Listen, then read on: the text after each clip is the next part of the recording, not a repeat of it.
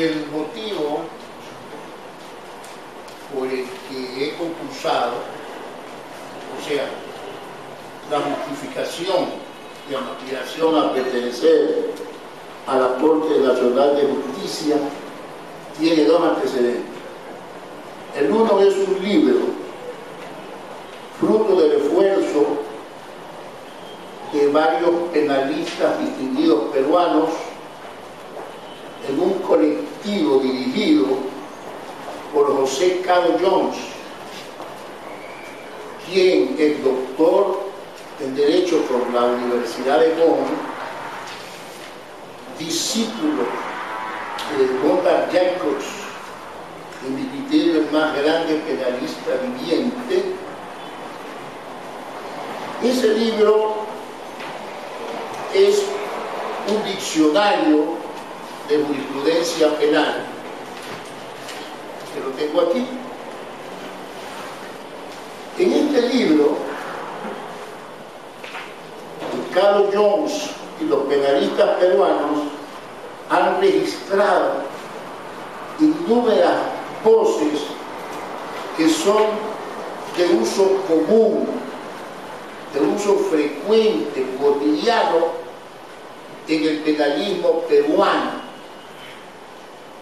Pero lo sintomático es que este libro recoge la jurisprudencia vertida por los tribunales de justicia del Perú, desde el más alto, que es la Corte Suprema, pasando por la Corte Superior, el Tribunal Constitucional y los juzgados medios. Esto me produjo una impresión tremenda. Además, el conocer que en Europa se despinta ya a la justicia peruana por sus fallos. Entonces me pregunté, ¿acaso los ecuatorianos somos menos que los peruanos? En esta obra se usa como que si fuesen términos comunes la imputación objetiva, la prohibición de regreso, la teoría de los roles, el principio de confianza, palabras mayores en la ciencia penal ecuatoriana. Como soy un antiguo catedrático de Derecho Penal y Criminología, se me ocurrió, dado que he observado un deterioro en cuanto a los fallos de la Corte Máxima de Justicia ecuatoriana, que podía contribuir a ello, ¿no? La otra razón por la que puedo justificar mi participación es la desmotivación que existe entre los cursantes de especialidades y maestrías, es decir, abogados que buscan aumentar sus conocimientos científicos, se desmotivan porque sus nuevos conocimientos, la ciencia que aprenden, se diluye porque no hay jueces receptores, es decir, el conocimiento científico no es recibido, no es considerado por los tribunales de justicia ecuatorianos. De ahí que o se retiran en un decepcionado, y los que continúan lo hacen para obtener los grados de cuarto nivel y poder terciar en los concursos de mérito y oposición. En cuanto a mi experiencia, mi vida profesional ha tenido dos andaduras, la académica y la profesional. Como académico enseño hace más de 30 años las altas ciencias penales y la criminología. He escrito 4 libros: Derecho Penal Básico, El Amparo a la Libertad, Relatividad y Delito y Teoría Económica mi libro Relatividad y Delito es texto en algunas universidades, en algunos institutos de criminología del exterior. Y mi teoría económica de la delincuencia, el neoliberalismo como factor criminógeno, implica una aportación, y lo veo así, espero no se me juzgue como inmodesto, de la ciencia criminológica ecuatoriana al mundo del delito, de la lucha contra el delito. Porque en cuanto a la etiología, las causas del delito, la ciencia se había detenido en cuestiones biológicas, psicológicas, antropológicas y sociológicas. Pero por razones fáciles de entender, la economía había sido marginada. Investigué durante muchos años e incorporé al análisis del por qué el hombre delinque la economía. Es más, he probado que en los países que asimilaron el liberalismo económico, las tasas criminales se dispararon. Como abogado penalista tengo cerca de 40 años en el ejercicio de la profesión, y en este largo lapso he sentido la decepción, así como mis estudiantes, de que la ciencia no es bien vista en los altos tribunales de justicia, ¿no? Y en cuanto a mi concepción sobre la administración de justicia, empezaré expresando lo siguiente, como un ejemplo. Un mendigo aproximó un duro y viejo pan para que se recibiera el aroma de un guiso que procedía de la cocina de un cocinero callejero en Alejandría. El cocinero le reclamaba al mendigo que tenía que pagarle, porque ese vaho o ese aroma tan delicioso había significado para él invertir dinero. El mendigo obviamente se negaba a pagar por el vaho o el aroma, y el caso fue llevado donde el cadí, y el cadí resolvió que así como lo que el mendigo había recibido era el vaho o el humo del guiso,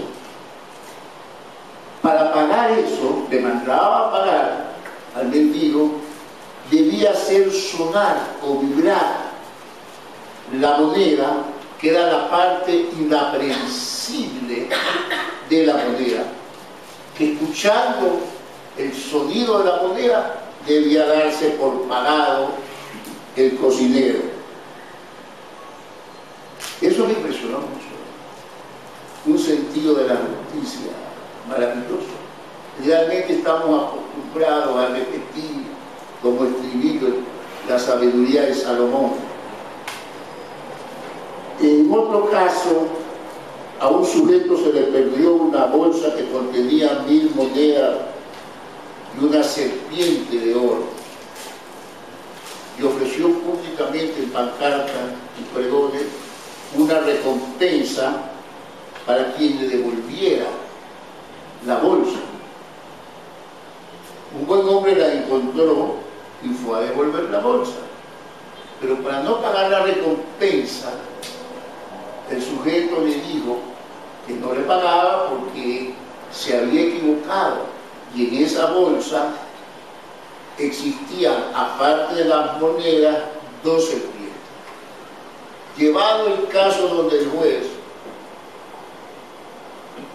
este resolvió que como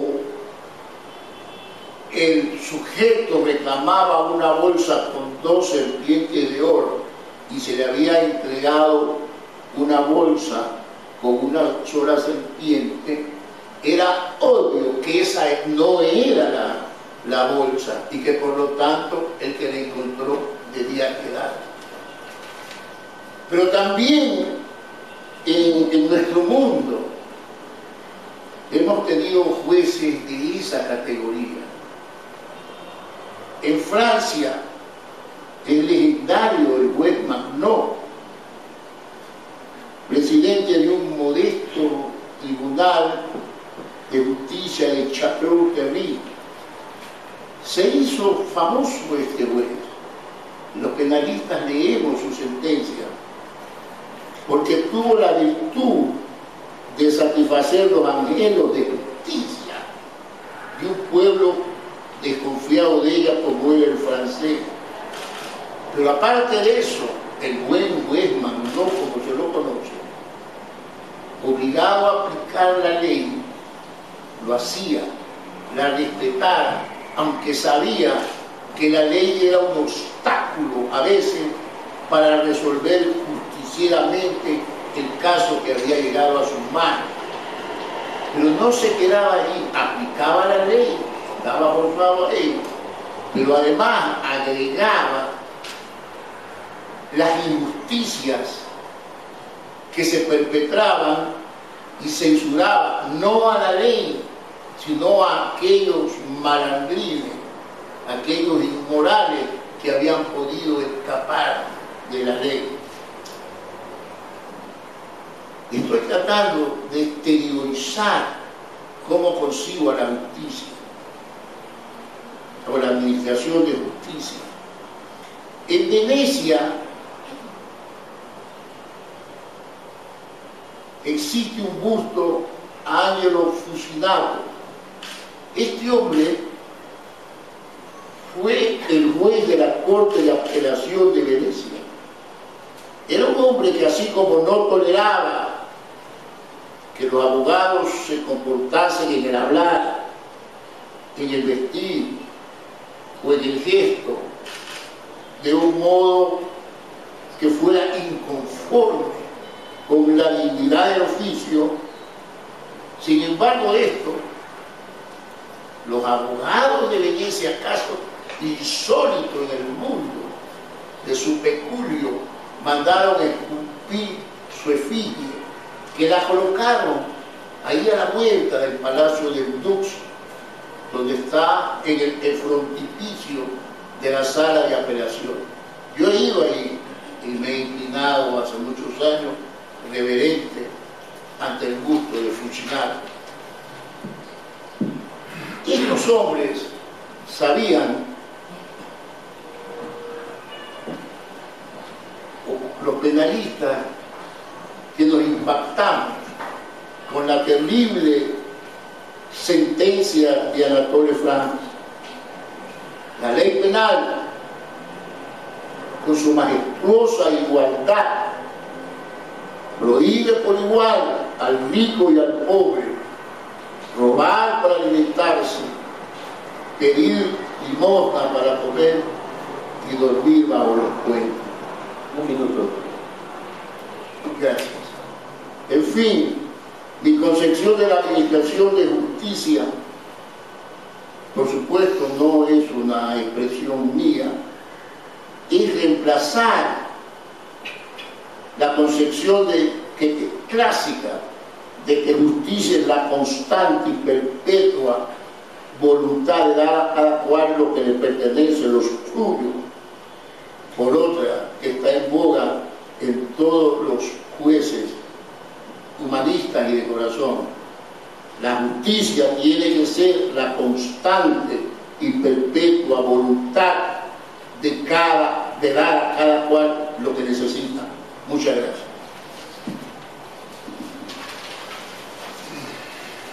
Gracias, doctor Modelo. Señores vocales,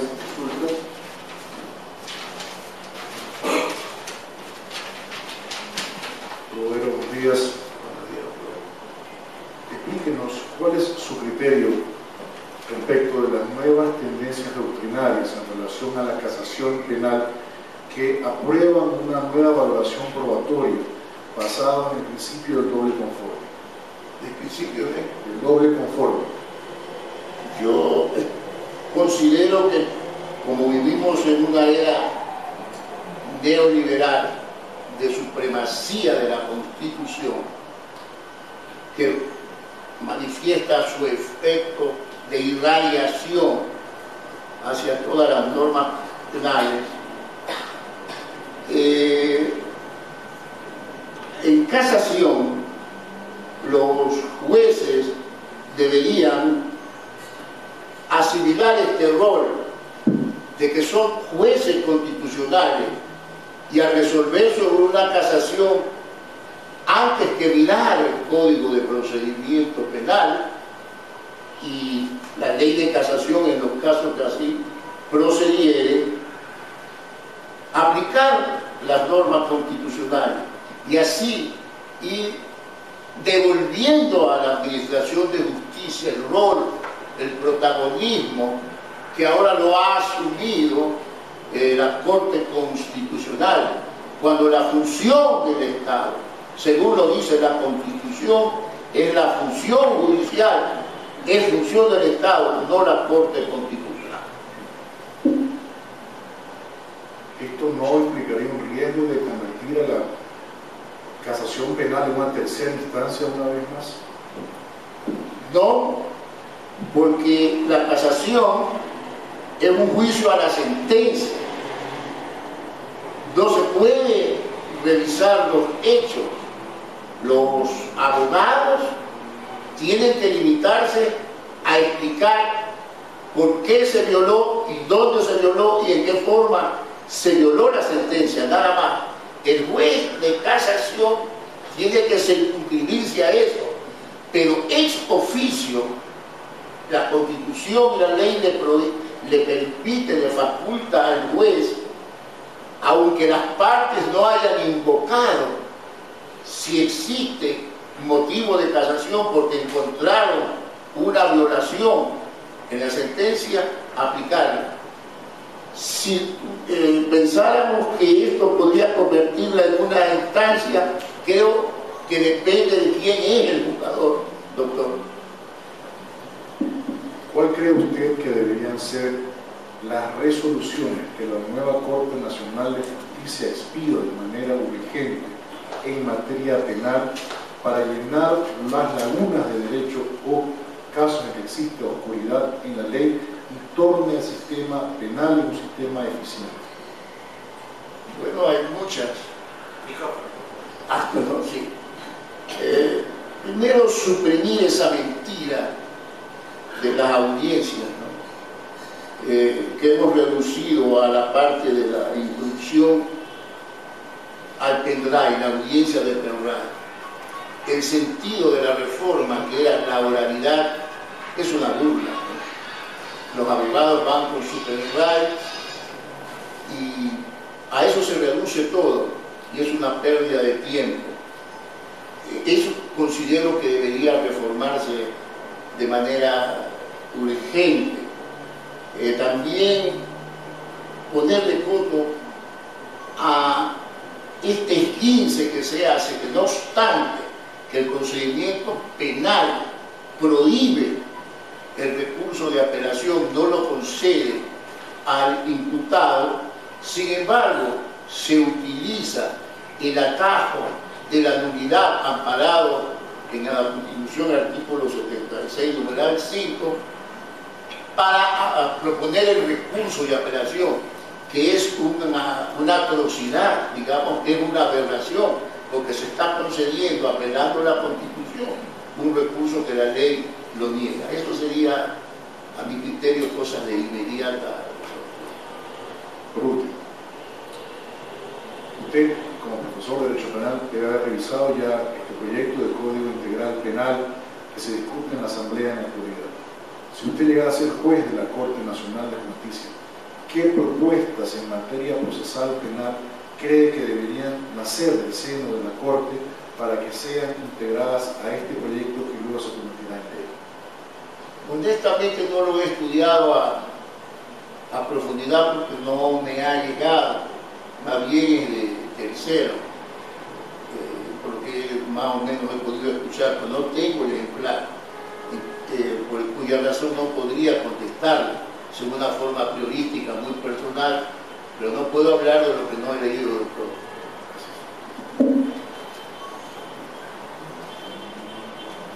Doctor Bodero, buenos días. Buenos días, doctor. Como usted conoce, la Constitución de la República establece en una de sus disposiciones relativa a la Corte Nacional de Justicia el procurar la paridad en su integración.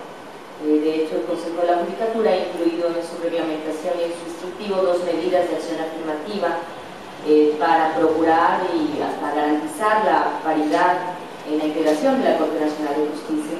En el caso de que usted fuera excluido de la integración de la Corte por efecto de la acción afirmativa delegada, ¿cuál sería su reacción? En primer lugar, doctora, dice que propenderá a la paridad.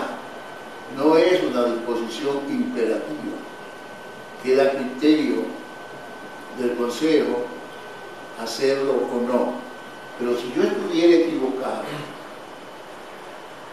implicaría una ofensa a las mujeres que vienen luchando desde hace tanto tiempo por el feminismo y la igualdad. Tratar de aparecer como romántico, como caballeroso y ceder un espacio que se ha luchado palmo a palmo por obtener. Esa es mi respuesta.